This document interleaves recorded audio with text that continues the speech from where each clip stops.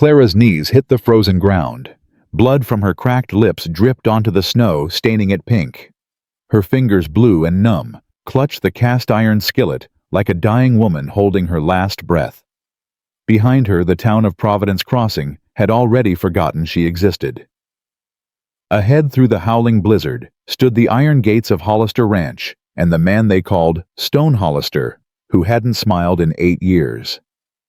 She crawled forward, one hand, one knee, the skillet dragging beside her. If you want to see if Clara survives, subscribe to our channel and stay until the end. Comment below which city you're watching from. We love seeing how far our stories travel. The snow had teeth. Clara felt them biting through the thin fabric of her dress, gnawing at her skin with every gust of wind that swept across the Wyoming prairie. Her boots had given out 2 miles back, the soles splitting clean off, like they'd decided they'd had enough of carrying her. Now her feet, wrapped in strips torn from her own petticoat, left bloody prints in the white. She didn't stop. Stopping meant dying. And Clara Jane Whitmore had decided 3 days ago, somewhere between losing everything she owned and watching the last stagecoach disappear without her, that she wasn't ready to die. Not yet. Not until she'd proven to someone, anyone, that she was worth more than the nothing everyone said she was. The skillet in her hand weighed 12 pounds. She knew because she'd hefted it 1,000 times over 1,000 cook fires in her 28 years of living. Her mother's skillet, black cast iron seasoned with decades of bacon grease and Sunday suppers and the quiet kind of love that never needed words. It was all she had left. That and the small deerskin pouch hanging around her neck, tucked beneath her dress, where it pressed against her heart like a secret.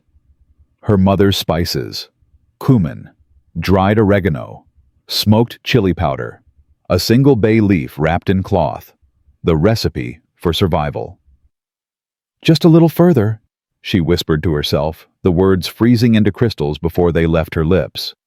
"Just a little further, Clara. You can do this. Mama didn't raise no quitter." But Lord, she was tired. 3 days since Silas Crenshaw had taken everything. 3 days since she'd discovered that the man she was supposed to marry, the man who'd promised her a new life in the West, had been nothing but a snake in a gentleman's suit. He'd stolen her savings, her mother's jewelry, her trunk full of fabrics and threads, and the sewing patterns she'd spent years collecting. He'd left her with nothing but the clothes on her back and her mother's cooking things, which he'd dismissed as worthless frontier junk. Shows what he knew. The town of Providence Crossing had been no better. She'd stumbled in yesterday morning, half frozen, hoping for Christian charity. What she'd found instead was a boarding house madam named Mrs. Harlow, who'd taken one look at her ragged dress and bare fingers and sneered. "We don't take charity cases," the woman had said, her voice sharp as broken glass. "This ain't a poorhouse. You want a roof, you pay. You can't pay, you leave." Clara had tried. God knows she'd tried. She'd offered to work cooking, cleaning, mending, anything, but Mrs. Harlow had laughed in her face. "Work? What work? You think I need another mouth to feed? Look at you, skin and bones, probably got consumption or worse. Get out before you infect my paying guests." She'd been thrown out. Literally thrown. Mrs. Harlow's hired man, a thick-necked brute named Carl, had grabbed her by the arm and shoved her down the boarding house steps. She'd landed hard, her skillet clanging against the frozen boardwalk, and by the time she'd gathered herself enough to stand, the door had already slammed shut. The townspeople had watched. Not one had helped. Clara had seen them, the shopkeeper sweeping his porch, the banker's wife hurrying past with her eyes fixed straight ahead, the group of men smoking outside the saloon. They'd all seen a woman thrown into the street like garbage, and they'd all decided it wasn't their concern. That was yesterday. Today, she was walking. Old Mattie, the ancient Crow woman who lived in a shack at the edge of town, had found her huddled behind the livery stable last night, trying to stay warm next to the horses. Clara had been too frozen to be scared when the old woman appeared out of the darkness like a ghost. "You gonna die out here, girl," Mattie had said, her voice like wind through dry leaves. "Die cold and alone, and the wolves gonna scatter your bones come spring." "Then let them," Clara had answered, too tired to care. "Ain't nobody gonna miss me anyway." Maddie had laughed at that, a dry rattling sound. Self-pity. That's the real killer out here. Freezes the spirit long before the cold takes the body. She'd given Clara a blanket, a piece of dried meat, and a direction. "There's a ranch, north of here. Big place belongs to a man named Hollister. They call him Stone. Say he ain't smiled since his wife died. Say he's the coldest man in Wyoming." "And you think he's gonna help me?" Clara had asked, bitter.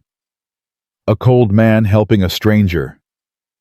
Maddie had smiled then, showing gaps where teeth used to be. Cold ain't the same as cruel girl. Cold is just waiting for something warm enough to melt it. She'd pressed something into Clara's palm, a small bundle of dried herbs. "Wild sage, from the old hills. You put this in your cooking, it'll make a man remember what home feels like. Even a man who forgot he ever had one." Clara had tried to thank her, but Maddie was already shuffling away into the darkness. "Walk north," the old woman called back. "Don't stop walking, and when you get to them, iron gates, don't you dare beg. You hear me? You tell him what you can do. A woman who knows her worth don't need to beg." So Clara walked, through the night, through the blizzard that rolled in at dawn, through the wind that tried to knock her flat, and the snow that tried to bury her alive. She walked because stopping wasn't an option. And now, as the weak afternoon light began to fade behind the thick gray clouds, she saw it. The fence. It appeared out of the white like a dark line drawn across the world. 3 strands of taut wire strung between solid wooden posts stretching as far as she could see in either direction. Beyond it, barely visible through the swirling snow, she could make out shapes, buildings, the dark bulk of a barn, the angular silhouette of a house. Hollister Ranch. Clara's legs nearly gave out. She grabbed the nearest fence post to steady herself, the frozen wood burning her bare palm, and she let out a sound that was half laugh, half sob. "I made it," she breathed. "Lord have mercy, I made it." But making it to the fence wasn't the same as making it inside. She followed the fence line for what felt like hours, her body moving on pure stubbornness now, until she found it, the gate. Tall iron gates set into a stone archway, the metalwork twisted into shapes that might have been beautiful if she'd had the strength to look up. Above them, burned into a wooden beam, were 2 words, Hollister Ranch. The gates were closed. Clara stood before them, swaying on her feet. The blizzard howled around her, pulling at her dress, throwing ice into her face. She was so cold she'd stopped shivering, which some distant part of her mind recognized as a very bad sign. She raised her hand, made a fist, and knocked on the iron gate. The sound was pathetic, a weak thump swallowed instantly by the wind. She tried again harder, and this time managed something closer to an actual knock. Nothing. Of course nothing. Who would hear her in this storm? Who would be watching the gates when the whole world was white? Clara felt her legs buckle. She grabbed the gate to keep from falling, her fingers threading through the iron bars, and she hung there for a moment, suspended between standing and collapsing. "This is how I die," she thought. Frozen to a rich man's gate like some kind of pitiful decoration. The thought made her angry. It was a small anger, barely a spark in the overwhelming cold, but it was enough. Enough to make her open her mouth and scream. "Hello! Is anyone there? Please! I need help!" The wind tore her words away. She screamed again, louder, her voice cracking. "Please, I'll die out here. Someone help me!" Nothing. Clara's grip on the gate was slipping. Her fingers were too numb to hold on. She felt herself sliding down the iron bars, scraping against her palms, and then she was on her knees in the snow, and then she was falling forward, and the white was everywhere. And, "What in God's name?" The voice cut through the howl of the wind like a knife. Clara tried to lift her head, tried to see who was speaking, but her body wouldn't cooperate. All she could make out was dark shapes against the white, a figure on horseback coming fast through the gate that was somehow now open. "Get the boss," the voice shouted. "We got a woman collapsed at the gates." More voices, more shapes, hands grabbing her, lifting her. The world tilted and spun. Is she dead? She's breathing, barely. What's she doing out in this storm? How the hell should I know? Help me get her inside. Clara tried to speak, tried to say she could walk, she didn't need carrying, she wasn't helpless, but her mouth wouldn't form the words. All that came out was a weak moan. "She's got a skillet." "A what?" "A cast iron skillet. She's holding it. Won't let go." "Just leave it. Bring her to the cookhouse, it's closest." "What about the boss?" "I'll fetch him. You get her warm before she freezes solid." Movement. Cold air replaced by warm. The smell of wood smoke and coffee and something meaty cooking. Clara felt herself being lowered onto something hard, a bench maybe, and then blessed beautiful heat was seeping into her frozen limbs. She still couldn't open her eyes, but she could hear. Footsteps, urgent voices, the clatter of someone stoking a fire, the scrape of a chair being pulled across a wooden floor. Get them rags off her feet. Lord Almighty, she walked here barefoot. Here, wrap her in this blanket. She needs hot water, not too hot or it'll shock her system. Who is she? Does it matter? She's dying. The voices swirled around Clara like the wind outside, but one sound cut through all of them. Heavy footsteps approaching. Deliberate, unhurried. The kind of walk that belonged to a man who expected the world to wait for him. The room went quiet. What's going on here? The voice was low and flat with no warmth in it at all. It reminded Clara of stone, not cold exactly, but utterly solid. Immovable. Found her at the gates, boss. Collapsed in the snow. Looks like she walked here through the storm. A long pause. She alive. For now. Won't be for long if she don't warm up proper. Another pause. Clara could feel someone looking at her. The weight of that gaze was almost physical, pressing down on her like a hand. Who is she? Don't know, Mr. Hollister. She ain't said nothing. Can't hardly breathe, let alone talk. Footsteps. Closer now. Clara felt the air shift as someone crouched beside her. She's holding a skillet. Yes, sir. We tried to take it, but she won't let go. Even half dead, she's got a grip like iron. Another silence. Long enough that Clara started to wonder if the man had left. Then his voice again, quieter this time. Her feet are bleeding. Yes, sir. Walked here through the snow with nothing but rags wrapped around them. Must have come from town, maybe further. In this storm. Yes, sir. Clara felt something touch her face. A hand. Large and calloused and surprisingly gentle, brushing the ice from her cheek. Open your eyes. It wasn't a request. It was a command. And somehow, despite everything, despite the cold that had seeped into her bones, and the exhaustion that pressed down on her like a physical weight, Clara obeyed. The world came into focus slowly. First the ceiling, rough wooden beams, dark with age and smoke, then the walls cluttered with pots and pans and kitchen implements. And finally, the man crouched beside her. Nathaniel Hollister was not what she expected.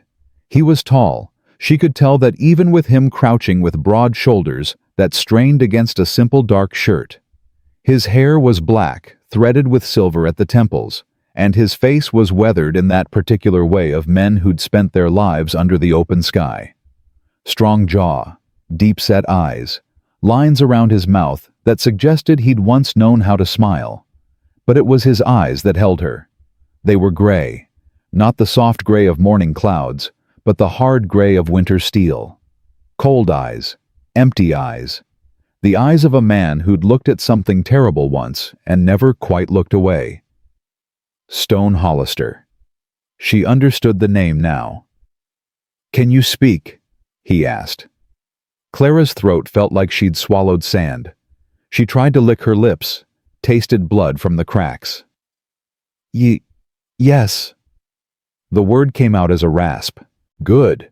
His face showed nothing, no sympathy, no curiosity, no warmth. Who are you? Clara Whitmore.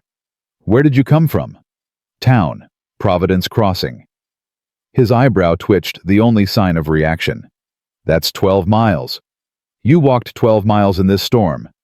Yes. Why? Clara could feel the other men watching, feel the weight of their judgment on her ragged clothes and bleeding feet, and the desperation she knew was written all over her face. Don't beg, Maddie had said. Tell him what you can do. She forced herself to meet his cold gray eyes. They threw me out. The boarding house. Said I couldn't pay, so I had to leave. No one would help. So I walked. And you came here to my ranch. The old crow woman, Maddie. She said you might have work. Something flickered in those stone gray eyes. Maddie sent you. She said cold ain't the same as cruel. The flicker became something else. Something Clara couldn't read. Hollister studied her for a long moment, his face utterly unreadable. What can you do? Here it was. The moment that would decide everything. Clara thought of her mother. Thought of all those mornings, standing over a hot stove, learning the secrets of cumin and oregano, and how to make a meal from almost nothing. Thought of the skillet still clutched in her frozen hand. I know I don't look like much, sir, she said, and her voice was stronger now, steadier. The warmth of the cookhouse was seeping into her bones, thawing something more than just her flesh. I know I got nothing to offer but myself. I ain't pretty. I ain't educated. I got no family, no money, no references. She paused, drew a breath. But I can cook. The words hung in the air between them. I can take a handful of beans and make them taste like a feast. I can turn tough meat into something tender. I can make a kitchen feel like home even when everything outside is cold and cruel and hard. She met his eyes directly, this cold, hard man who everyone said never smiled. I ain't asking for charity, Mr. Hollister.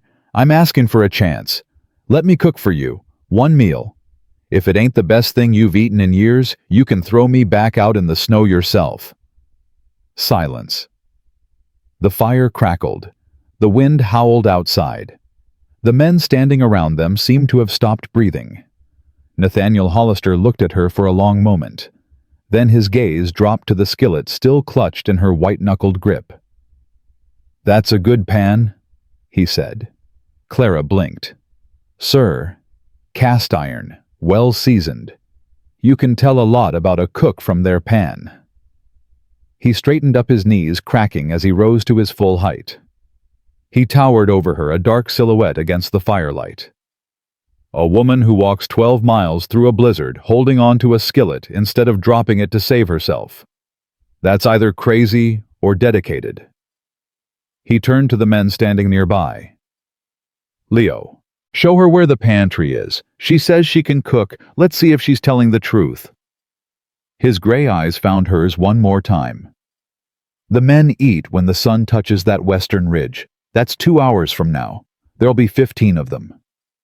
Clara felt her heart skip. Sir, you wanted a chance. This is it. His voice held no warmth, no encouragement, no kindness. Don't waste it. And he walked out. The door closed behind him, letting in a brief howl of wind and snow before cutting it off. Clara lay there on the bench, feeling returning painfully to her fingers and toes, and stared at the ceiling. 2 hours. 15 men. And she could barely feel her hands. She started to laugh. It was a thin, slightly hysterical sound, but she couldn't help it. She'd been thrown out frozen, nearly died, dragged herself across miles of snow-covered prairie, and now she had 2 hours to prove she deserved to live. God had a sense of humor after all. Ma'am? The young ranch hand Leo Hollister had called him was looking at her with a mixture of confusion and concern. You okay? You need a doctor or something. Clara pushed herself upright. Her whole body screamed in protest, but she ignored it. She'd been ignoring her body's complaints for 3 days now. What was 2 more hours? "I don't need a doctor," she said, swinging her legs off the bench. Her feet were agony, but they held her weight. "I need to see your pantry." "Ma'am, you can barely stand." "I can stand just fine." She looked at him, really looked, and saw a young man, maybe 22, with the weathered face of someone who'd grown up hard but hadn't let it make him mean. "What's your name?" "Leo, ma'am. Leo Carpenter." "Well, Leo Carpenter, I just walked 12 miles through a blizzard to get here. I ain't about to let a little thing like frostbitten feet stop me from keeping my word." She held out her hand. "Help me up proper and show me where you keep the food. I got work to do." Leo stared at her for a moment. Then a slow grin spread across his face. "Yes, ma'am," he said, and took her hand. The pantry was a tomb of salt and necessity. Clara stood in the doorway, her damaged feet throbbing beneath her, and took inventory with eyes that had been doing this since she was 6 years old, standing on a stool beside her mother.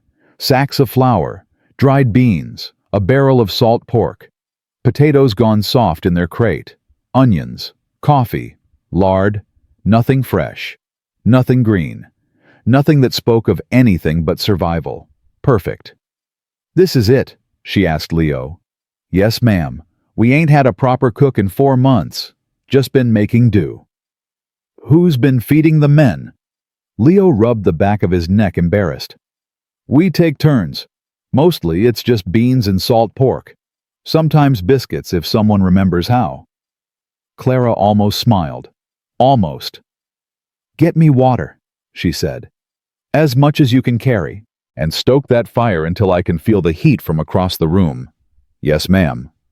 He hurried off, and Clara allowed herself one moment, just one, to lean against the pantry doorframe and close her eyes. Her whole body was a symphony of pain. Her feet screamed with every step. Her fingers were still stiff and clumsy from the cold. Her head pounded, and her stomach was so empty it had stopped growling hours ago. But she'd been hungry before. She'd been tired before. She'd cooked through worse. "You can do this, Clara Jane. Mama didn't raise no quitter." She opened her eyes and got to work. The first thing she did was build up the fire in the great iron stove until it roared like a living thing. Heat was the foundation. Heat was life. The cookhouse, which had felt merely warm when they'd carried her in, soon became almost hot, pushing back against the frozen world outside. Then the salt pork. She cut thick slabs of it and set them in her mother's skillet, her skillet now to render. The fat would be the foundation of everything. As it began to sizzle and pop, the first real smell of cooking filled the room. It was a simple smell: pork fat and smoke. But Clara watched the men who'd gathered near the cookhouse door, pretending they were just getting warm, pretending they weren't watching her, and she saw their heads turn, saw their nostrils flare. They were hungry, not just in their bellies, but somewhere deeper. She knew that hunger. She'd felt it herself walking through the storm. It was the hunger for something that felt like care, something that felt like home. Leo returned with 2 buckets of water. "What else you need, ma'am?" "Onions, lots of them, and potatoes, and—" She hesitated, her hand going to the deerskin pouch at her chest. "That's all for now." She peeled onions until her eyes streamed tears. But these were good tears, honest tears, the kind that came from work instead of sorrow. She diced them fine and added them to the rendered pork fat, and the smell that rose up was rich and sweet and impossibly good. The men at the door had stopped pretending. They were openly watching now, their faces caught between suspicion and hope. "Never seen nobody cry that much over onions," one of them said. Old man, grizzled, face like leather left out in the sun. "Good onions are worth crying over," Clara said without looking up. "What's your name?" "Jebediah. Jeb." He stepped closer, drawn by the smell despite himself. "You really think you can feed 15 men with salt pork and onions?" "I ain't done yet." She added the potatoes cut into chunks, added water from the buckets, added salt. Not too much, you could always add more, but you couldn't take it away. Her mother's voice in her head, and then she reached for her pouch. The deerskin was warm from being pressed against her heart. She opened it and breathed in the scent of her mother's legacy: cumin, chili, oregano, the single bay leaf, and the wild sage Maddie had given her. She added them to the pot with hands that trembled slightly. Not from cold this time, but from something else. Something sacred. "What's that?" Leo asked, leaning in. "Smells different." Family recipe. She stirred the pot slowly, watching the spices bloom in the hot liquid, watching the color deepen from pale to rich amber. The smell was changing now, becoming something complex and layered and warm. It was the smell of her mother's kitchen in Boston, the smell of Sunday suppers and cold winter nights and love that never needed words. It was the smell of everything she'd lost. And now it was filling this cold, lonely cookhouse in the middle of Wyoming, pushing back against the storm outside like a prayer. "Lord have mercy," Jebediah breathed. "What is that?" Clara didn't answer. She just kept stirring. The stew needed time. That was the secret her mother had taught her. You couldn't rush good food any more than you could rush good love. So while it simmered, she turned her attention to biscuits. Her hands remembered the motions even when her mind was foggy with exhaustion. Flour, lard, salt, water. Mix until just combined. Never overwork the dough or you'll make it tough. Her mother's voice again, patient and kind. She shaped them into rough rounds and set them in a baking pan. The oven was hot enough now. She slid them in and turned back to her stew. "You need to sit down." The voice came from behind her. Clara turned to find a man she hadn't noticed before standing in the shadows near the back door. He was lean and quiet, with dark hair and gentle brown eyes, and he moved with a kind of careful grace that reminded her of a deer. "I'm fine," she said. "You're swaying on your feet." "I said I'm fine." The man didn't argue. He just pulled a wooden crate over to the stove and set it down beside her. "For when you change your mind," he said. Then he walked to the prep table, picked up a knife, and started peeling potatoes. Clara stared at him. "What are you doing?" He didn't look up, just kept peeling, his movements slow but precise. "You ain't gonna make it 2 hours standing the whole time," he said. "And these potatoes need peeling anyway." "I didn't ask for help." "Didn't say you did."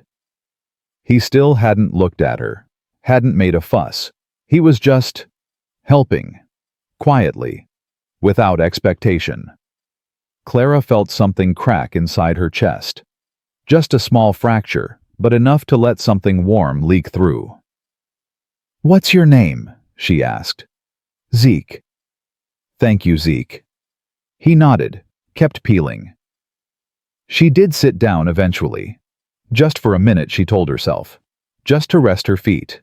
But the minute stretched into 5 and then 10, and by the time she stood up again to check the stew, she realized the pain had dulled to something almost manageable. Zeke had finished the potatoes and moved on to chopping more onions. He worked in complete silence, but it wasn't an uncomfortable silence. It was the quiet of two people who didn't need words to understand each other. "You don't talk much," Clara said. Zeke looked up at her then, and something in his expression shifted. He touched his throat and shook his head. "Oh. You can't speak?" He shook his head again. "I'm sorry, I didn't mean..." He held up a hand, stopping her apology. Then he smiled, a small, gentle smile that transformed his whole face, and went back to chopping. Clara watched him for a moment, this quiet man who'd shown her more kindness in 10 minutes than the entire town of Providence Crossing had shown her in a day. Then she turned back to her stew and stirred it with renewed determination. The biscuits came out golden brown, their tops perfectly domed, their bottoms just slightly crisp.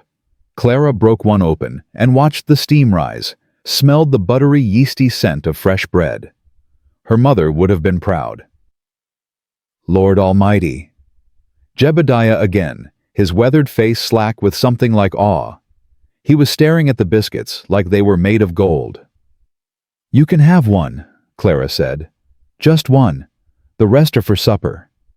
He reached out with a trembling hand and took a biscuit, bit into it, closed his eyes. "Woman," he said, his voice rough, "I ain't had a biscuit this good since my mama died." Clara felt tears prick her eyes. Stupid tears. She blinked them away. "Go on now," she said. "Tell the others supper's almost ready." Jebediah left, still clutching his half-eaten biscuit like a treasure. Through the open door, Clara heard his voice raised in what could only be described as evangelical fervor. "Boys, you ain't gonna believe this. We got ourselves a real cook." More men drifted toward the cookhouse. 5, 10, 15, just like Hollister had said. They filed in and sat at the long wooden tables, their faces a mix of curiosity and suspicion, and barely suppressed hope. Clara served them herself, limping between the stove and the tables, ladling generous portions of stew onto tin plates and setting biscuits beside them. Her feet were agony. Her arms shook with exhaustion. But she kept moving. When every man had a plate, she stepped back and watched. The silence that fell was absolute. Not the silence of disappointment or disgust. This was different. This was the silence of men who'd forgotten what good food tasted like suddenly remembering.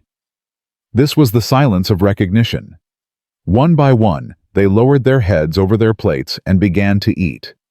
Really eat with the focused intensity of people who weren't just filling their bellies, but feeding their souls. No one spoke. No one complained. They just ate. Clara watched from her place by the stove, her hands clasped tight to keep them from shaking. This was it. This was the verdict. Everything she'd survived, the betrayal, the abandonment, the frozen miles of prairie, it all came down to this moment. Please, she thought. Please let it be enough. The door opened. Cold air rushed in along with a swirl of snow and the unmistakable presence of Nathaniel Hollister. The men straightened in their seats. The room, which had been filled with the quiet sounds of eating, went utterly still. Even the fire in the stove seemed to dim. Hollister walked to the pot and looked inside. His face showed nothing. Not approval, not disapproval, not anything Clara could read. He picked up a clean plate from the stack beside the stove and served himself a portion of stew. Added 2 biscuits. Then he sat at the head of the main table in a chair the other men had left empty and began to eat. Clara stopped breathing. He ate slowly, deliberately. Each bite was measured, considered, as if he were weighing the food not just for taste, but for something deeper. His face remained a mask of stone. He finished the stew, ate both biscuits, wiped his mouth with a cloth. Then he looked at her, those gray eyes cold as the storm outside. But there was something in them now, something that hadn't been there before. "Who taught you to cook?" Clara's throat was dry. "My mother, sir. She cooked like this." "Yes, sir, better." Something flickered in his expression, almost a smile, but not quite. "Your mother must have been a remarkable woman." The words hit Clara like a physical blow. She felt tears threatening again and forced them down with sheer will. "She was, sir." Hollister nodded once, a single deliberate dip of his chin. "Leo." The young ranch hand jumped to attention. "Yes, sir. Clear out the storage room behind the pantry. Put in a cot and a lamp." His eyes never left Clara's face. "Miss Whitmore will be staying." Clara's legs nearly gave out. She grabbed the edge of the stove to steady herself, not caring that the metal burned her palm. "Sir." Hollister stood his chair scraping against the wooden floor. "Breakfast is at sunrise. The men work hard, they eat a lot." He paused at the door, one hand on the frame. "Don't disappoint me." And then he was gone, swallowed by the storm outside. The room erupted. The men were talking all at once, congratulating her, praising the food, asking questions she couldn't quite follow through the fog of exhaustion and relief that suddenly descended on her. Ma'am," You okay?" It was Leo. His young face creased with concern. Clara realized she was still gripping the stove, her knuckles white, her whole body shaking. "I'm fine," she said, or tried to say. The words came out slurred, barely audible. "You need to rest. Come on, I'll show you. The dishes. I have to." "We'll do the dishes."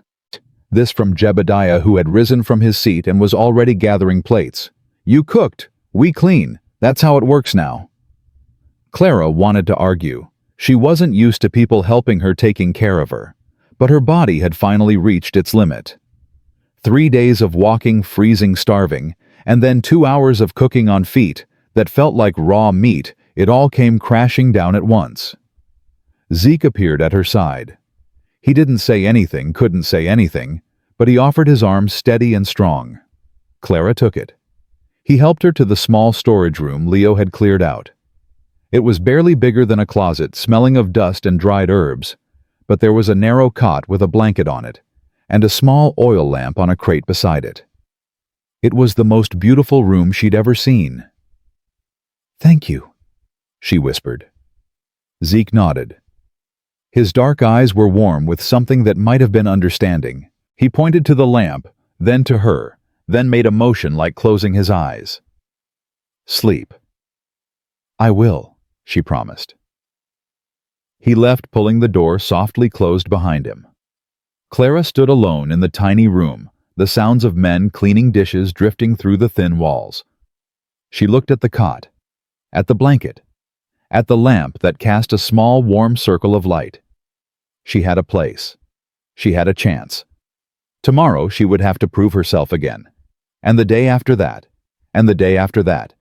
One meal at a time, one day at a time, until she'd earned her place here for good. But that was tomorrow. Tonight, for the first time in 3 days, she knew where she would sleep. She knew she would be warm. She knew she would be safe. Clara sank down onto the cot, still clutching her mother's skillet.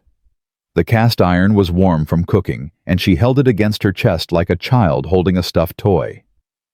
"I made it, Mama," she whispered into the darkness. "I made it." And then finally, she let herself cry. Not the quiet tears of earlier, but great racking sobs that shook her whole body. She cried for her mother, dead 2 years now. She cried for the life she'd lost to Silas Crenshaw's lies. She cried for the townspeople who'd watched her thrown into the street and done nothing. But mostly she cried from relief. The storm still raged outside. The future was still uncertain. She was still a stranger in a strange place, surrounded by men she didn't know, dependent on the mercy of a man they called Stone. But she had survived. She had cooked. And tomorrow, she would do it all again. Clara curled around her mother's skillet, pulled the rough wool blanket up to her chin, and let the exhaustion finally claim her. Her last thought before sleep dragged her under was of Hollister's gray eyes and the almost smile that had flickered across his face. Cold ain't the same as cruel, Maddie had said. Maybe the old woman was right. The days folded into weeks, and Clara learned the rhythm of Hollister Ranch, like a new language. She rose before the sun when the world outside was still black and bitter cold. She stoked the fire in the great iron stove until it roared with life. She put coffee on to boil strong enough to wake the dead the way the men liked it, and started breakfast. Bacon, eggs when they had them. Biscuits every morning without fail. Oatmeal thick with molasses on the coldest days. Pancakes on Sundays because even hard men needed something to look forward to. The men came to trust her. It happened slowly, the way snow melts in spring, 1 degree at a time, barely visible until suddenly the ground is bare. First, it was Jebediah who started calling her Miss Clara instead of the new cook. Then Leo, who began lingering after meals to help her wash dishes, chattering about his family back in Missouri and the girl he hoped to marry someday. Then the others, men whose names she learned one by one, whose preferences she memorized without being asked. Charlie liked his coffee black. Old Pete couldn't eat onions on account of his stomach. Thomas had a sweet tooth he tried to hide, so she started leaving an extra biscuit at his place, drizzled with honey. Small things, quiet things. the language of care that needed no words. But Zeke was different. He appeared every morning before sunrise, slipping into the cookhouse like a shadow. He never asked what she needed, he just saw. If she was chopping vegetables, he would pick up a knife and start peeling. If she was kneading dough, he would already be greasing the pans. If she was tired, and she was always tired, though she tried not to show it, he would pull the wooden crate beside the stove and give her a look that said, "Sit down," without speaking a word. They worked in silence, but it wasn't an empty silence. It was full of understanding. One morning, 3 weeks after her arrival, Clara found a small bundle on the cookhouse step. She unwrapped it to discover a handful of dried herbs, wild thyme by the smell, and a piece of bark she didn't recognize.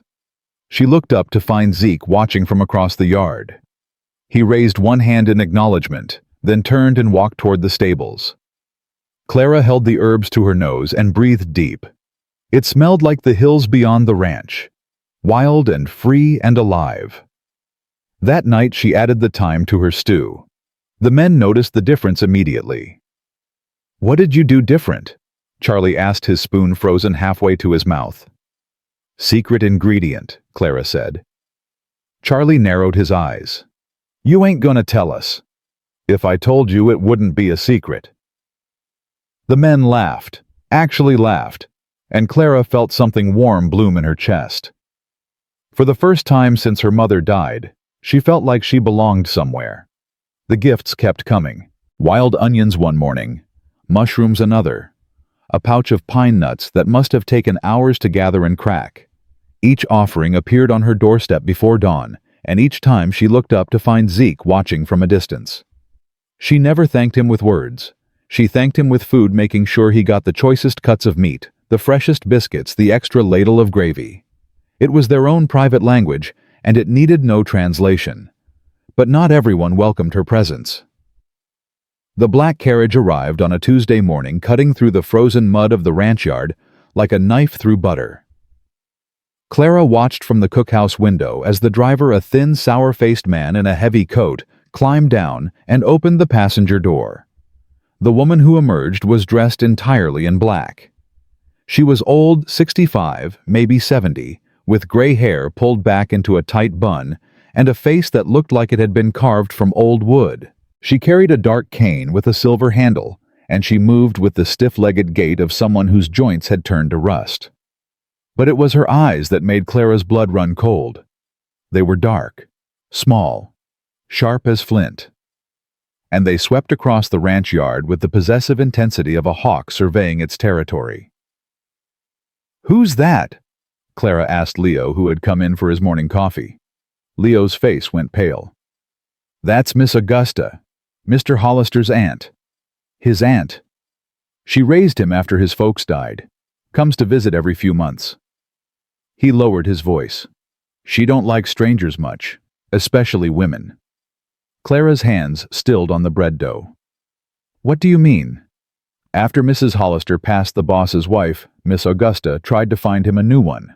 Brought women from back east, from California, from everywhere. None of them lasted more than a month." He shook his head. "She'd drive them off. Don't know how, but she always did." Clara felt the warmth drain from the room. "How many?" "6, maybe 7. I lost count." The cookhouse door opened. Clara knew, even before she turned around, who she would find. The air itself seemed to curdle. Augusta Hollister stood in the doorway, her black dress absorbing the light like a void. Her cane tapped once against the floor, a deliberate, commanding sound. "So," she said, and her voice was like dry leaves scraping against stone. "This is the drifter my nephew has seen fit to install in my kitchen." Clara wiped her hands on her apron and turned to face the woman. "Ma'am." "I didn't ask you to speak." The words landed like a slap. Clara felt her cheeks flush, but she held her ground.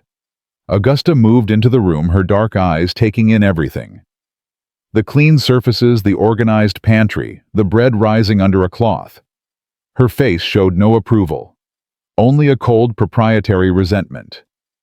"You've been here 3 weeks," Augusta said. It wasn't a question. Yes, ma'am. And you think that entitles you to something? Clara's hands tightened into fists beneath her apron. I think it entitles me to nothing, ma'am. Everything I have here I've earned. Augusta's thin lips curved into something that wasn't quite a smile. Earned? How charming. She took another step closer, her cane tapping against the wooden floor. Let me tell you something, girl. I've seen your kind before. Pretty enough face sad story knows how to cook a decent meal. You think that's special? You think that makes you different from the others? I don't know about the others, ma'am. I only know about me. Then let me educate you. Augusta's voice dropped to a hiss. This ranch, this kitchen, they belong to the Hollister family. They have belonged to us for 3 generations. My brother built this place from nothing. My nephew made it prosper. And I will not stand by and watch some homeless drifter worm her way into what isn't hers. Clara felt anger rising in her chest, hot and bright. I ain't trying to worm my way into anything. I'm just trying to cook. Is that what you tell yourself? Augusta leaned closer, and Clara could smell her perfume, something old and faded and sad. Is that the story you've constructed, the innocent little cook just trying to survive? Don't insult my intelligence. She straightened up, her dark eyes glittering with malice. I know what you're after. I've seen it 6 times before. You think if you stay long enough, if you make yourself useful enough, my nephew will look at you the way he used to look at his wife. You think you can take her place. Don't interrupt me. The cane struck the floor with a sharp crack. Elizabeth was a saint. She was kind and beautiful and good, and she gave Nathaniel a daughter, and when the fever took them both, it took the best part of him with them. What's left is mine to protect, and I will protect it from opportunists like you with my dying breath. Clara stood frozen, her heart pounding, her mind racing. She wanted to shout, she wanted to defend herself, she wanted to tell this bitter old woman that she hadn't asked for any of this, that all she'd wanted was a chance to survive, not to steal anyone's place or anyone's heart. But the words wouldn't come. Augusta seemed to take her silence as surrender. She smiled a cold, triumphant thing and turned toward the door. Enjoy your time here, Miss Whitmore. It won't last long. The door slammed behind her. Clara stood alone in the cookhouse, trembling. The bread dough lay forgotten on the table. The fire crackled in the stove. Outside, she could hear the sounds of the ranch horses, nickering men shouting the eternal wind. She wanted to cry. She wanted to run. She wanted to pack her skillet and her spice pouch and walk back out into the snow and never look back. But she didn't. She picked up the bread dough. She started kneading. And with each push and fold and turn, she made herself a promise. I ain't leaving. Not for you. Not for anyone. That night, she cooked the best meal she'd ever made. It wasn't spite exactly. It was something purer than that. It was the determination to prove to Augusta, to the men, to herself, that she belonged here. That her place at this ranch wasn't built on deception or ambition, but on something real. Something that couldn't be taken away. She made roast beef slow-cooked until it fell apart at the touch of a fork. She made mashed potatoes whipped with butter and cream. She made gravy thick with pan drippings and herbs.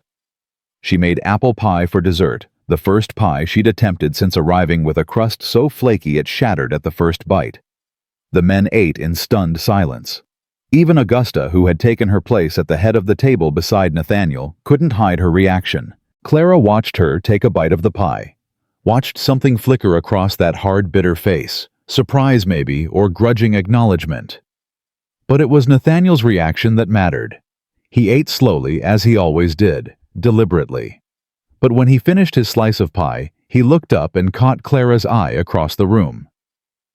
This is good, he said. 2 words. Flat and simple. But from a man who barely spoke at all, they meant everything. Augusta's face went tight. It's adequate. It's good, Nathaniel repeated, and there was something in his voice, a quiet firmness that silenced any further argument. Clara ducked her head to hide her smile. The battle lines had been drawn. The weeks that followed were a war of attrition. Augusta did not attack directly again. She was too clever for that. Instead, she waged a campaign of subtle cruelties, a pointed comment here, a dismissive glance there, questions about Clara's past, designed to humiliate and expose. "Where did you say you came from, Miss Whitmore?" "Boston, ma'am." "And what brought you all the way out here?" "I was supposed to be married." "Supposed to be? How interesting. What happened to the fortunate groom?" Clara's hands tightened on the dish she was washing. "He turned out to be a liar and a thief. He took everything I had and left me with nothing." Augusta's eyes glittered with something like satisfaction. "How careless of you, to be so easily deceived." "Yes, ma'am, I reckon it was." She refused to rise to the bait, refused to show weakness. Every cruel comment she absorbed, every pointed question she answered with quiet dignity. She would not give Augusta the satisfaction of breaking her, but it was hard. Lord, it was hard. The hardest part was watching Augusta with Nathaniel. She hovered around him like a shadow, controlling his schedule, managing his correspondence, inserting herself into every aspect of his life. And Nathaniel let her. He seemed almost passive in her presence, as if the stone-cold rancher became someone smaller, someone diminished whenever his aunt was near. Clara didn't understand it. This was a man who commanded 40 ranch hands with a look. A man whose word was law across 1,000 acres of Wyoming territory. How could he let one bitter old woman control him so completely? The answer came on a night when the wind was howling and the snow was falling thick enough to bury a man standing still. Clara was cleaning up after dinner when she heard voices from the main house, raised voices, which was unusual. She moved to the cookhouse window and peered out.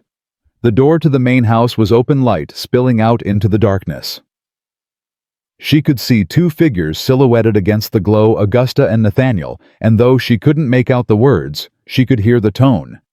Augusta's voice was sharp, accusing. Nathaniel's was low, defensive. Then Augusta said something, a single sentence that carried clearly through the cold night air. "You killed them, Nathaniel. You killed my Elizabeth and my great niece. And if you think I'll let another woman take her place, you're as mad as you are guilty." Silence. Clara watched Nathaniel's silhouette sag, as if someone had cut the strings that held him upright. He didn't argue, didn't defend himself, just stood there absorbing the blow. Then the door closed and the light disappeared. Clara stood in the darkness of the cookhouse, her heart breaking for a man she barely knew. He blames himself. He's been carrying that guilt for 8 years, and she uses it to control him. The realization changed everything. Augusta wasn't just a bitter old woman protecting her territory. She was a jailer keeping Nathaniel locked in a prison of guilt and grief. And as long as he believed he deserved to be punished, he would never break free. Clara thought about what Maddie had said. Cold ain't the same as cruel. Cold is just waiting. Waiting for something warm enough to melt it. Maybe that was her purpose here. Not just to cook. Not just to survive. But to offer something warm to a man who'd been frozen for 8 years. It was a dangerous thought, the kind of thought that could get her heart broken. But Clara had never been good at playing it safe. The next morning she made Nathaniel's favorite breakfast biscuits and gravy with extra sausage and served him personally instead of letting him serve himself. He looked up at her surprised. "You didn't have to do that." "I know." She met his gray eyes and held them. "I wanted to." Something shifted in his expression. Just for a moment, the stone cracked, and she caught a glimpse of the man underneath, tired, lonely, desperately wanting to feel something other than guilt. Then the wall came back up. "Thank you," he said, and looked away. But Clara had seen what she needed to see. There was still something alive in there. Something worth fighting for. She was washing dishes that afternoon when the door crashed open. Clara spun around her hand, going instinctively to the knife on the counter. But it wasn't Augusta. It wasn't one of the ranch hands. It was a man she'd hoped never to see again. Silas Crenshaw stood in the doorway, snow dusting the shoulders of his expensive coat, a smile on his handsome face that made her blood run cold. "Clara," he said, spreading his arms wide. "My darling Clara, I've been looking everywhere for you." She couldn't speak, couldn't move, couldn't breathe. He stepped into the cookhouse, bringing the cold with him. "Don't look so surprised, sweetheart. Did you really think you could run from me forever? Get out." The words came out as a whisper. Silas laughed. "Get out. After I've come all this way to find you." He looked around the cookhouse with theatrical interest. "So this is where you've been hiding. Cooking for cowboys. How quaint. How pathetic." Clara found her voice. "I ain't hiding from nobody, and I ain't your sweetheart. Now get out before I scream." "Scream?" Silas raised an eyebrow. "And tell them what? That your fiancé has come to claim his bride." He pulled a piece of paper from his coat pocket. "I still have the betrothal agreement you signed, Clara. Legally binding. You belong to me. That agreement was based on lies. You stole from me. I did what was necessary to secure our future together." He took another step closer.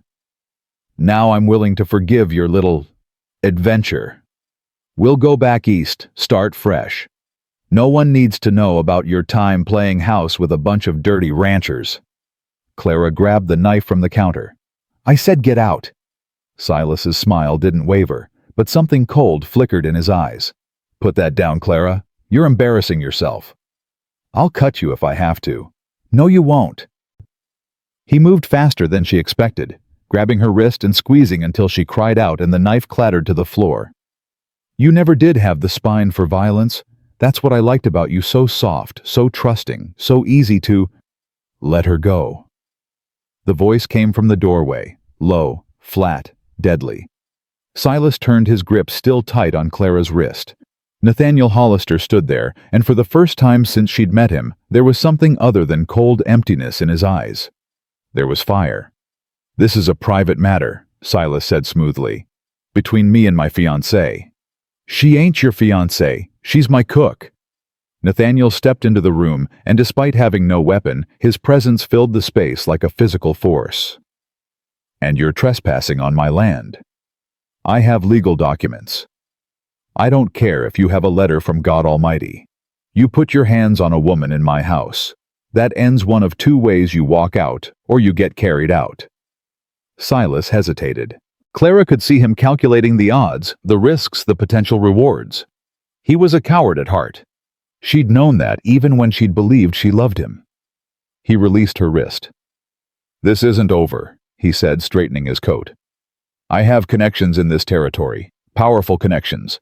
You'll be hearing from me, Hollister. I'll be waiting." Silas shot Clara one last look, a promise of future pain, and then he was gone, disappearing into the swirling snow. Clara's legs gave out. She would have hit the floor if Nathaniel hadn't caught her. His arms were strong and steady, and she found herself pressed against his chest, her whole body shaking. "I'm sorry," she gasped. "I'm so sorry. I didn't know he'd find me. I never thought—" "Hush." The word was quiet, but firm. "Ain't nothing to apologize for. He's going to cause trouble. He said he has connections. Let him try." Nathaniel's arms tightened around her. "Nobody comes onto my land and threatens my people. Nobody." "My people." Clara looked up at him, tears streaming down her face. His gray eyes were still hard, still cold. But beneath the ice, she could see something else. Something that looked almost like protective fury. Something that looked almost like caring. "Why?" she whispered. "Why do you care what happens to me?" Nathaniel was silent for a long moment. When he spoke, his voice was rough, as if the words cost him something. "Because you're the first person in 8 years who made this place feel like something other than a tomb." Then he released her and stepped back, the wall coming up again, the stone settling back into place. "Get some rest," he said. "I'll have Leo watch the roads." And he was gone. Clara stood alone in the cookhouse, trembling. The wind howled outside. The fire crackled in the stove. And somewhere out there in the storm, Silas Crenshaw was already planning his next move. But for the first time since he'd destroyed her life, Clara wasn't afraid. She had something now that she hadn't had before. She had people willing to fight for her. Silas kept his promise. 3 days after his visit to the cookhouse, a letter arrived at the ranch. Clara watched from the window as the writer delivered it to Nathaniel on the front porch. She watched Nathaniel's face as he read it, watched the stone mask harden into something even colder. He didn't tell her what the letter said. But that evening he called a meeting in the main house. All the senior hands. Leo, Jebediah, the foreman, a grizzled man named Tom Barker. Even Zeke, who stood silent in the corner with his arms crossed. Clara wasn't invited, but she heard about it from Leo afterward. Crenshaw's filed a claim with the territorial court. Leo said, his young face tight with anger. Says you stole property from him. Says you're a runaway bride who owes him compensation. Clara's blood went cold. That's a lie. He stole from me. Don't matter what's true, ma'am. Matters what he can prove. And he's got papers. Got witnesses back east willing to swear you promised to marry him. Witnesses he paid. Most likely. Leo shook his head. The boss told him to go to hell. Said any court that tries to take you off this ranch will have to come through him first. Clara sank into a chair. Her hands were shaking. He shouldn't do that. He shouldn't put himself at risk for me. Miss Clara. Leo crouched down beside her, his eyes earnest. The boss hasn't stood up for nothing in 8 years, not since his wife and daughter died. The fact that he's willing to fight for you, that means something. It meant everything, and it terrified her. That night Clara couldn't sleep. She lay on her narrow cot in the storage room staring at the ceiling, her mother's skillet clutched against her chest. The wind howled outside, and somewhere in the darkness she could hear the men taking shifts on watch. Because of her. All of this because of her. She should leave. The thought came unbidden, cold, and logical. If she left, Silas would follow her. He'd leave the ranch alone. Leave Nathaniel alone. All of this chaos and danger, it would disappear with her. But even as she thought it, she knew she couldn't do it. Not because she was selfish. Not because she was scared, because leaving would mean letting Silas win. And Clara Jane Whitmore had decided somewhere between the frozen gates and the warm cookhouse that she was done letting men like Silas Crenshaw decide her fate. The attack came 5 days later. Clara was preparing the noon meal when she heard a sound that didn't belong. Not the wind, not the normal sounds of ranch work. This was different. Urgent. Wrong. Shouting. Men's voices raised in alarm, and then the scream of a horse in terror. She ran to the window. The corral was chaos. Horses were rearing and plunging, crashing against the fence rails, their eyes rolling white with fear. In the middle of it all, she could see men running, trying to control the animals, Then she saw what had caused it. Someone had cut the fence. Not just cut it, destroyed it. The entire eastern section of the corral was down, the posts splintered, the wire tangled on the ground. And through the gap, a dozen wild mustangs were surging in, driving the ranch horses into a frenzy. Sabotage. This was sabotage. Clara grabbed her skillet and ran. She didn't think about the danger, didn't think about her own safety. All she knew was that the ranch was under attack, and she wasn't going to stand by and watch. The yard was pandemonium. Men were everywhere, trying to separate the wild horses from the ranch stock, trying to herd them in different directions, shouting orders that got lost in the cacophony. A Palomino mare had gotten loose and was galloping straight toward the main house. And in the middle of it all, she saw Nathaniel. He was on foot, trying to calm his prize stallion, a massive black horse that was rearing and striking out with its hooves. The animal was terrified beyond reason, and Nathaniel was directly in the path of those iron-shod feet. Nathaniel! Clara's scream was swallowed by the noise. She ran toward him, her skillet clutched like a weapon, her heart pounding in her chest. She saw the stallion rear, saw Nathaniel try to dodge, saw the hoof come down. It caught him in the shoulder, spinning him around, sending him crashing to the frozen ground. He didn't get up. Clara didn't remember crossing the last 20 feet. One moment she was running, the next, she was on her knees beside him, her hands on his face, his blood on her fingers. Nathaniel! Nathaniel, can you hear me? His eyes were open, but unfocused. Blood was spreading across his shirt from a wound she couldn't see. His breathing was shallow, ragged. "Get help!" she screamed. "Someone get help!" Zeke appeared out of nowhere. He took one look at Nathaniel, then sprinted toward the bunkhouse. Clara pressed her hands against the wound, trying to stop the bleeding. The blood was warm, so warm against the cold air, and it kept coming, soaking through her fingers, staining the frozen ground beneath them. "Stay with me," she begged. "Nathaniel, please, stay with me." His eyes found hers. For a moment, the fog seemed to clear. "Clara." Her name was barely a whisper. "I'm here. I'm right here. Don't you dare give up on me." The ghost of a smile crossed his face. "Bossy." "You bet I am." Tears were streaming down her cheeks, freezing in the cold air. "And I'm gonna keep being bossy until you're back on your feet. So don't you even think about dying." "Wouldn't dream of it." His eyes closed. "Nathaniel, Nathaniel." Jebediah was there, and Leo and Hans were pulling her back away from him. She fought them, screaming, but they were too strong. "Let us work, Miss Clara. We got to get him inside." They carried him to the main house. Clara followed, her hands red with his blood, her mind a whirlwind of terror and rage. Silas did this. Silas cut that fence. She knew it with a certainty that went beyond evidence. This was exactly the kind of cowardly, indirect attack he would choose. He'd never face an enemy head-on. He'd always strike from the shadows, always make someone else pay the price. But this time, he'd gone too far. The next hours were the longest of Clara's life. There was no doctor for miles. The nearest one was in Providence Crossing, and the storm had gotten worse. No one could make the journey safely. So they did what they could with what they had. Clara cleaned the wound, a deep gash from the stallion's hoof, running from shoulder to chest.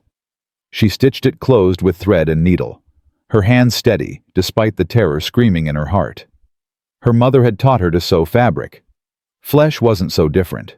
She made poultices from the herbs Zeke had gathered. She kept the fire burning hot and the room warm. She sat beside Nathaniel's bed through the night, watching his chest rise and fall, willing him to keep breathing. Augusta appeared at midnight. She stood in the doorway of her nephew's bedroom, her face pale, her hands trembling on her cane. For once, there was no cruelty in her expression, just fear. "How is he?" Clara didn't look up from Nathaniel's face. "Alive, for now. The doctor can't come. Storm's too bad." Augusta took a step into the room, then another. She moved to the opposite side of the bed and looked down at her nephew, this man she'd helped raise, this man she'd controlled and manipulated for 8 years. "I've been cruel to you," she said quietly. Clara said nothing. "I told myself I was protecting him, protecting Elizabeth's memory. But the truth is..." Augusta's voice cracked. "The truth is, I was punishing him for surviving when she didn't." Still, Clara didn't speak. "He blames himself, you know, for the fever that took them. He'd been away on business when it started. By the time he got back, Elizabeth was already gone. Little Sarah, my great niece, she held on for 3 more days. He sat by her bed the whole time, watching her fade away." Augusta's hand reached out, trembling, to touch Nathaniel's face. "He told me once that Sarah's last words were, 'Daddy, I'm cold.' And nothing he did could make her warm." A tear tracked down the old woman's weathered cheek. "He's been trying to stay cold ever since, because if he lets himself feel, he has to feel that." Clara finally looked up. "Why are you telling me this?" Augusta met her eyes. "Because I was wrong about you. I thought you were trying to take Elizabeth's place, but that's not it, is it? You're not trying to replace anyone. You're just warm." She looked back at Nathaniel. He needs that. I was too broken to give it to him. Too angry. Too lost in my own grief. Her voice dropped to a whisper. But you're not broken, Miss Whitmore. Not yet. Don't let this world break you. Clara felt tears spilling down her cheeks. I don't know if I can save him. Then just stay with him. Augusta reached across the bed and for the first time touched Clara's hand. Don't let him be cold when he wakes up. If he wakes up. Neither of them said it. Neither of them needed to. Augusta left. Clara stayed. The night stretched on endless and dark. Clara held Nathaniel's hand and talked to him about nothing, about everything. About her mother and the spice pouch. About Boston and the dreams she'd had before Silas destroyed them. About walking through the blizzard and seeing the ranch gates and knowing somehow that this was where she was supposed to be. You saved me, she whispered. That first day. You could have turned me away. You should have turned me away. But you didn't. His hand was limp in hers. His face was pale waxy in the lamplight. So you don't get to die. You hear me. You don't get to save my life and then just leave. That ain't fair. That ain't... Her voice broke. She pressed his hand against her cheek, feeling the rough calluses against her skin. Please, she breathed. Please, come back. The hours crawled by. Clara dozed in her chair, jerking awake every few minutes to check his breathing, his pulse, the bandage on his chest. The fire burned low. The storm howled outside. And then, just before dawn, Nathaniel opened his eyes. Clara. She bolted upright, her heart slamming against her ribs. I'm here. I'm right here. He looked at her, really looked, and for the first time since she'd met him, there was no wall, no stone. Just a man stripped bare by pain and fever, looking at her like she was the only thing in the world that mattered. You stayed. Of course I stayed. She was crying again. She didn't care.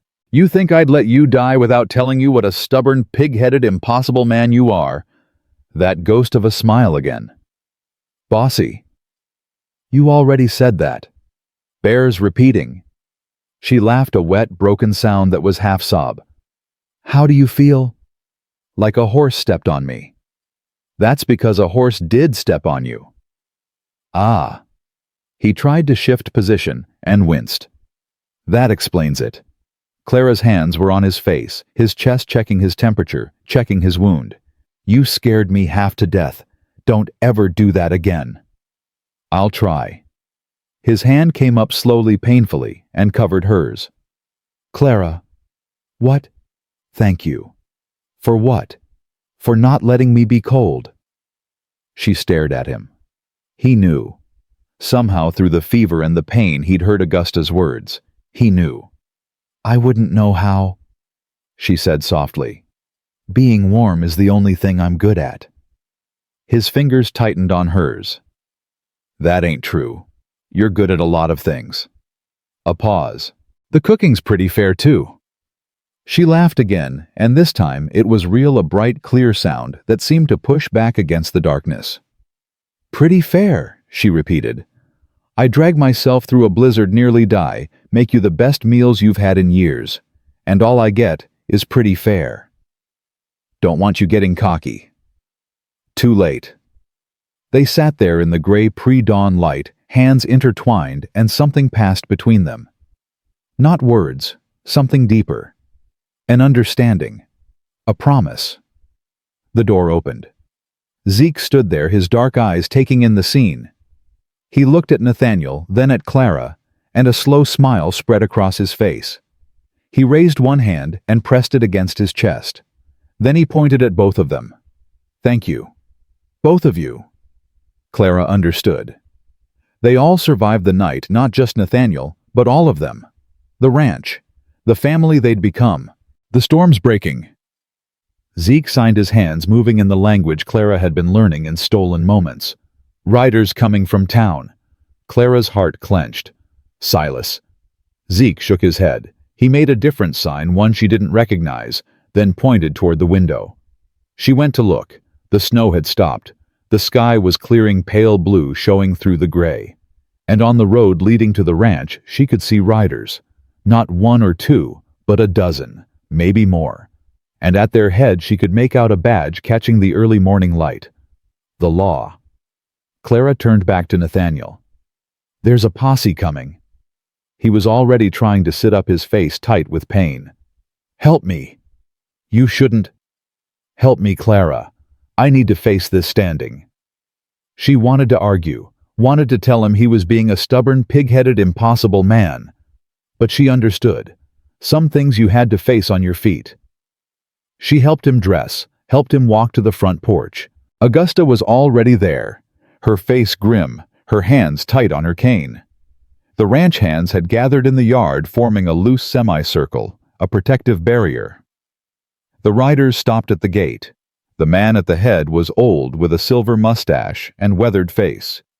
The star on his chest said, "Territorial Marshal."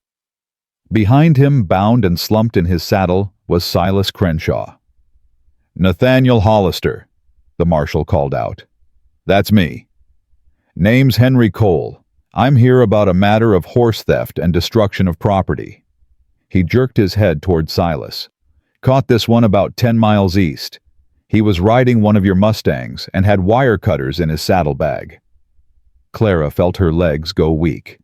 "He also had this." The marshal held up a piece of paper.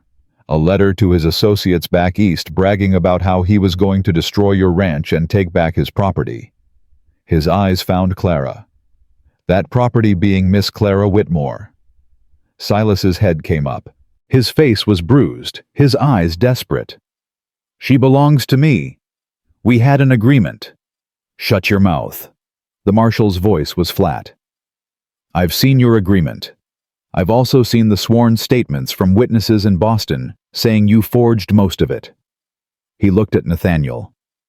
"This man has outstanding warrants in 3 territories. He's a swindler, a thief, and now a saboteur. Whatever claim he had on Miss Whitmore died the minute he cut your fence."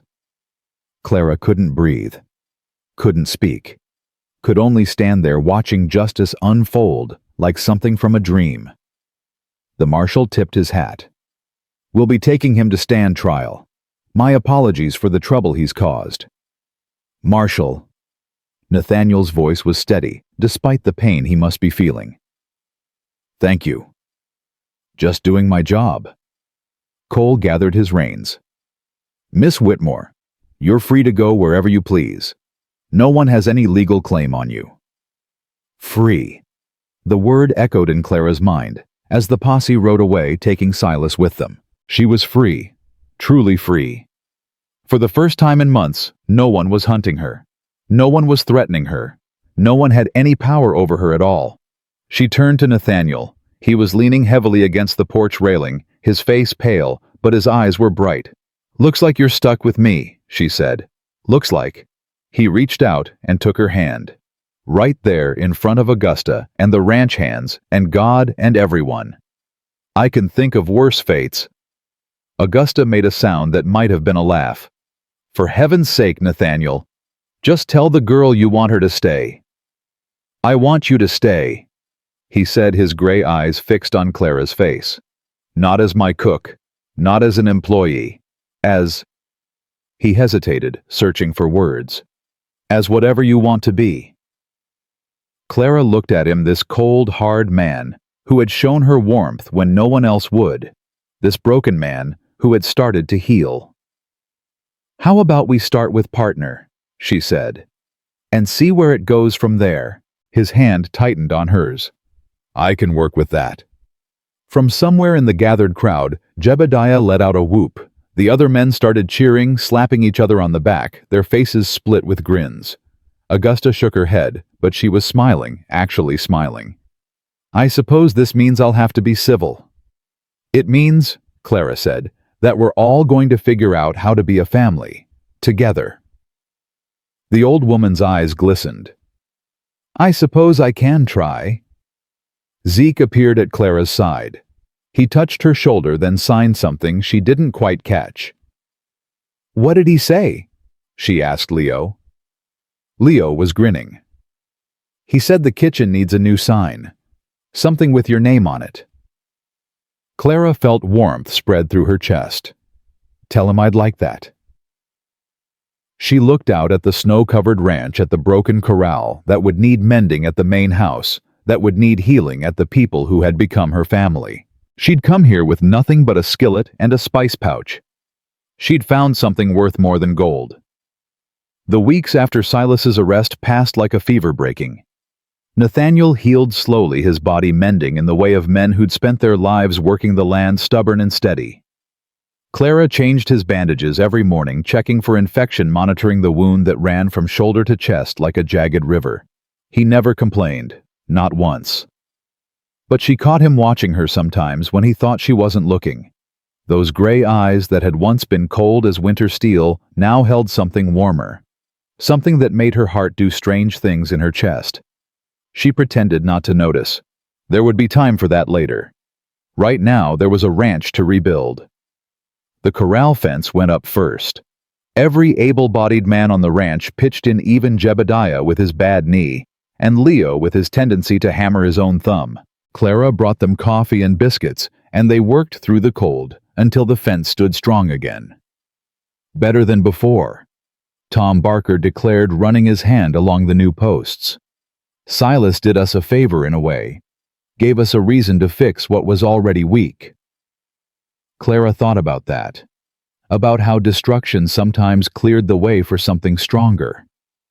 She thought about herself too, about the woman she'd been when she stumbled through those gates, frozen, desperate, convinced she was worthless. That woman felt like a stranger now, someone from another life. The new Clara had calluses on her hands and flour in her hair. She had a family who called her by name.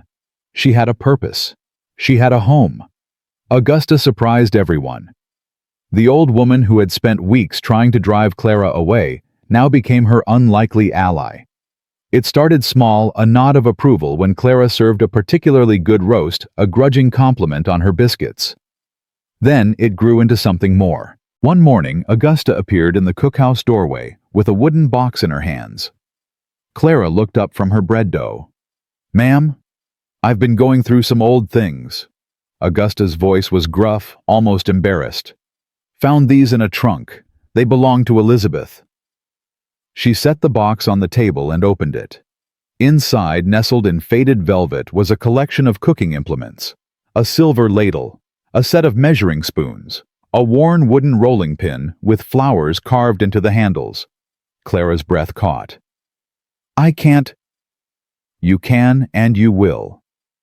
Augusta's dark eyes were bright with something that might have been tears. "Elizabeth would have wanted them used.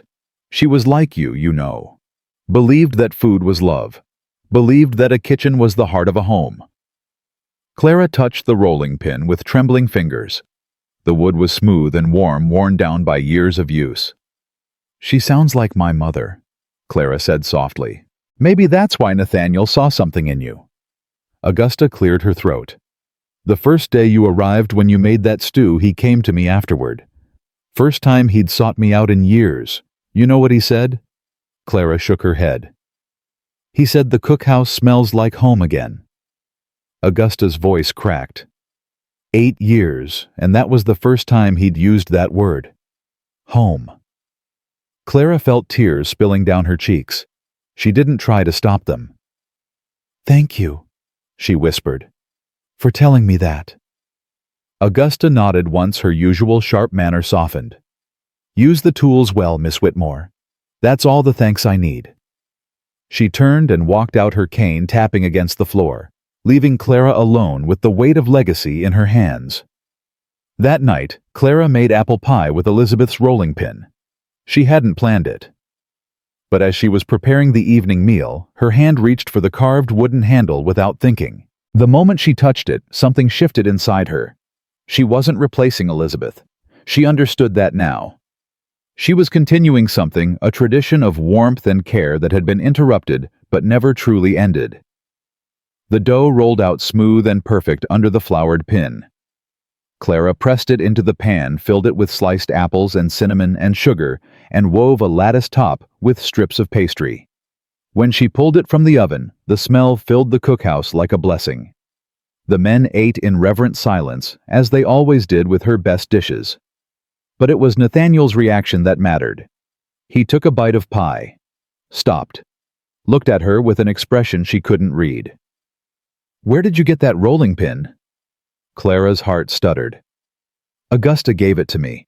It was Elizabeth's. I'm sorry, I should have asked." "No." He shook his head. "No, don't apologize." He set down his fork and stood up, his movements slow and careful. He walked around the table until he was standing in front of her. "My wife used to make this pie," he said quietly. "Every Sunday. She said the secret was in the rolling. You had to use a light hand, let the dough breathe." Clara nodded. "My mother said the same thing." "I haven't tasted anything like it in 8 years." His gray eyes searched her face. "Until tonight." Clara didn't know what to say. Didn't know if there was anything to say. Nathaniel reached out and took her hand. His palm was rough with calluses, his fingers strong and sure. "I've been cold for a long time, Clara. Told myself I deserved to be. That letting myself feel anything would be a betrayal." His voice dropped lower. "But you walked through that blizzard with nothing but a skillet, and you've been thawing me out ever since. I don't know how to thank you for that." "You already have," Clara whispered. "You gave me a home. I gave you a job, a room." He shook his head. "That ain't the same as a home." "It is to me." They stood there in the warm, fragrant cookhouse, surrounded by the remains of supper and the sounds of men pretending not to watch. Clara could feel her heart beating in her throat. "I ain't good with words," Nathaniel said finally. "Never have been, but I want you to know something." "What?" "That first day when you said you weren't worth much, I knew you were lying. I could see it in your eyes. Could see you were worth more than you believed." Clara felt tears threatening again. "Nathaniel, let me finish." His hand tightened on hers. "I've watched you for weeks now. Watched you work until your hands bled. Watched you stand up to my aunt. Watched you face down that snake Crenshaw without flinching. And I've realized something." "What?" "You ain't just worth something, Clara Jane Whitmore. You're worth everything." The tears came, then streaming down her face. She didn't try to hide them. "That might be the most words you've ever said at once," she managed. The corner of his mouth twitched. "Don't get used to it." "I wouldn't dream of it." He pulled her closer slowly, giving her time to pull away. She didn't. His arms wrapped around her strong and steady, and Clara pressed her face against his chest and listened to his heartbeat. It was strong, alive, warm. "Partners," he said against her hair. "That's what you said you wanted." "It's a good start. And if I wanted more, eventually..." Clara pulled back just enough to look at his face. Those gray eyes weren't cold anymore. They were soft, uncertain, hopeful, the eyes of a man who'd forgotten how to want something and was just beginning to remember. "Then you'd better learn to use more words," she said. He laughed, actually laughed, a rusty, unpracticed sound that was the most beautiful thing she'd ever heard. "Deal," he said.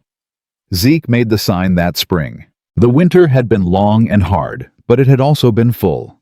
Full of meals shared around crowded tables. Full of laughter that echoed off the cookhouse walls. Full of small moments that added up to something bigger than Clara had ever dared to hope for. When the snow finally melted and the first green shoots appeared on the hills, Zeke showed up at the cookhouse with a bundle wrapped in oilcloth. Clara was kneading bread, her hands covered in flour. "What's this?" Zeke unwrapped it carefully. Inside was a sign carved from dark wood, the letters burned deep and clear. Clara's Kitchen. Not cookhouse. Not Hollister Ranch Kitchen. Clara's. She stared at it, her floury hands frozen in mid-knead. Zeke. He signed something, his hands moving quickly. Leo, who had been helping with the morning chores, translated. He says you gave this place a name the day you walked through those gates. He's just making it official. Clara touched the carved letters. They were smooth and perfect, crafted with the same patient skill Zeke brought to everything he did. Above the door, she asked. Zeke nodded, his dark eyes bright with satisfaction. They hung it together. Clara holding one end, Zeke holding the other, Leo directing from below. When it was level and secure, Clara stepped back to look at it. Her name. On a building. On a place that was hers. I don't know what to say, she whispered. Zeke touched his heart, then pointed at her. You don't have to say anything. This is what family does. Clara hugged him. He stiffened. At first he wasn't used to physical affection, but then his arms came up, and he hugged her back, fierce and tight. Thank you, she said. For everything. The herbs, the help, being my friend when I didn't have anyone. He pulled back and signed something she didn't catch. What did he say? She asked Leo. Leo grinned. He said you were his friend first. He was just waiting for you to notice. Clara laughed, wiping her eyes with her floury hands. Tell him I notice now. Zeke smiled, that rare bright smile that transformed his whole face, and nodded once. The celebration came a week later. It wasn't planned. It just happened the way good things sometimes do. The weather was warm, the work was done, and someone, probably Jebediah, suggested they ought to mark the occasion. What occasion? The occasion of surviving. Of rebuilding. Of becoming something more than a collection of hired hands and a lonely rancher. Clara cooked for 3 days straight. She made roast beef and mashed potatoes. She made biscuits and gravy. She made apple pie and peach cobbler. She made a massive pot of the stew that had saved her life, the one with her mother's spices, the one that smelled like love. Augusta contributed her shepherd's stew recipe, the one with the bruised thyme. Clara made it exactly as the old woman had described, and when Augusta tasted it, her eyes filled with tears. Just like Mama used to make, she whispered. That's the highest compliment I've ever received, Clara said. Augusta reached out and squeezed her hand. You've earned it, child. The whole ranch gathered in the cookhouse that evening. Every hand, every worker. Everyone who called Hollister Ranch home. They crammed around the long tables, shoulder to shoulder, passing plates and sharing stories. Clara sat at the head of one table, Nathaniel at the other. They kept catching each other's eyes across the crowded room, sharing secret smiles. Speech, someone called out. Boss, give us a speech. Nathaniel stood up slowly. His wound had healed well, but he still moved with care. His gray eyes swept across the room, taking in the faces of the men who'd worked beside him for years. I ain't good at speeches, he said. Most of you know that. Laughter rippled through the crowd. But I want to say something. Couple months ago, a woman walked through a blizzard to get here. She had nothing but a skillet and a pouch full of spices. She was half frozen and starving and desperate. He paused, his eyes finding Clara's. I almost turned her away. Almost told her we didn't need a cook. But something stopped me. Maybe it was the look in her eyes. Maybe it was the way she held onto that skillet like it was all she had in the world. Maybe it was just dumb luck. His voice softened. Whatever it was, I'm glad I listened to it. Because that woman, Clara Jane Whitmore, she didn't just cook for us. She saved us. She saved this ranch. She saved... He stopped. Swallowed hard. She saved me. The room went quiet. Even Jebediah, who always had something smart to say, was silent. Nathaniel raised his cup. To Clara, he said. The heart of Hollister Ranch. To Clara. The response came from every throat in the room, cups raised high. Clara stood up, her cheeks flushed, her eyes bright with tears she refused to shed. I don't deserve... Yes, you do. Augusta interrupted. For once in your life, girl, just accept the compliment. Laughter broke the tension. Clara laughed too, wiping her eyes. All right, she said. All right, but I want to say something too. The room quieted again. When I walked through those gates, I thought I was looking for a job, a place to survive. I never expected— She had to stop, her voice breaking. I never expected to find a family. She looked around the room at Leo with his eager young face, at Jebediah with his weathered smile, at Zeke standing quiet in the corner, at Augusta, sitting ramrod straight, but with tears on her cheeks. At Nathaniel, watching her with those gray eyes that had finally learned to be warm. My mama used to say that food is more than fuel. She said it's memory. It's love. She said, with the right spices, you can make a stranger feel like he's home. Clara's voice strengthened. I never understood what she meant. Not really. Not until I came here. She raised her own cup. To family, she said. The one we're born with and the one we choose. To family. The celebration lasted until the stars came out. Eventually the men drifted back to the bunkhouse bellies, full hearts light. Augusta retired to the main house, but not before squeezing Clara's hand one more time. You did good, child, she said. Elizabeth would have liked you. Thank you, ma'am. That means everything. Zeke was the last to leave besides Nathaniel. He paused at the cookhouse door and signed something. What did he say? Clara asked. Nathaniel's voice came from behind her. He said the sign looks good above the door. Said it belongs there. Clara turned. Nathaniel was standing in the middle of the cookhouse, the lamplight casting warm shadows across his face. He's peaceful. More peaceful than she'd ever seen him. Walk with me, he asked. They walked through the quiet ranch yard, past the new corral fence, past the barn where the horses were settling for the night. The sky above was a vast expanse of stars, more than Clara had ever seen in Boston. They stopped at the gate, the same iron gate where Clara had collapsed in the snow all those weeks ago. This is where I first saw you, Nathaniel said. Frozen half to death, clutching that skillet like your life depended on it. My life did depend on it. That skillet and those spices, they were all I had. And now, Clara thought about the question. Really thought about it. Now I have more than I ever imagined. A place to live, work I love, people who care about me. She turned to face him. A partner. Just a partner. Her heart skipped. What else would you call it? Nathaniel stepped closer. Close enough that she could see the flecks of silver in his gray eyes, the faint scar on his chin, the way his mouth curved when he was trying not to smile. I'm still learning to use more words, he said, but I've been thinking about some. Such as, I was dead before you came here, walking around running a ranch, going through the motions, but dead inside. You brought me back to life. Clara's breath caught. Nathaniel, let me finish. I ain't good at this, and I might not get the courage again. He took her hands in his.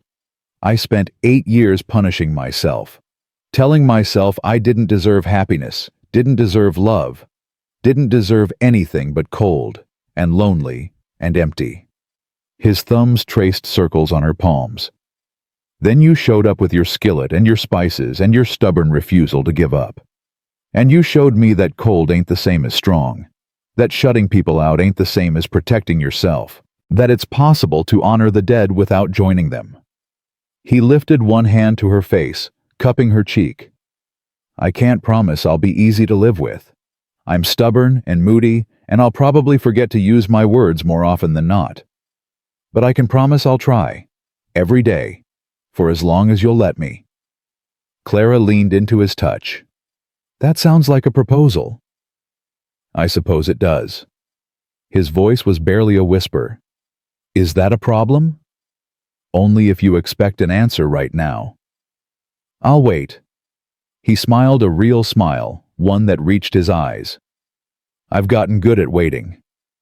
Clara reached up and covered his hand with hers. "You won't have to wait long," she said. She kissed him. It wasn't dramatic. It wasn't passionate. It was soft and gentle and full of promise, the first warmth of spring after a long, hard winter. When they finally pulled apart, Nathaniel rested his forehead against hers. "Partners?" he asked. "Partners," she agreed. "And maybe eventually something more." "I can work with that." They stood there at the gate, wrapped in each other's arms, while the stars wheeled overhead, and the wind carried the smell of warm bread from Clara's kitchen across the quiet ranch. She had come here with nothing. She had found everything. And for the first time in her life, Clara Jane Whitmore knew exactly where she belonged.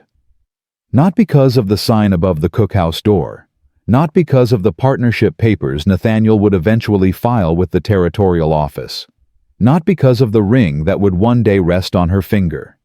Because home wasn't a place. Home was the people who made you feel warm when the world outside was cold. Home was choosing to stay when leaving would be easier. Home was the smell of bread baking and coffee brewing and family gathering around a table. Home was here. Home was now. Home was forever. Thank you so much for listening to our story. If you enjoyed it, please let us know in the comments where you're watching from in the world. We love seeing how far these tales travel. Don't forget to subscribe to our channel, and if you'd really like to support us, please hit that like button to help this story reach more hearts. Until next time, may your kitchens be warm and your tables full.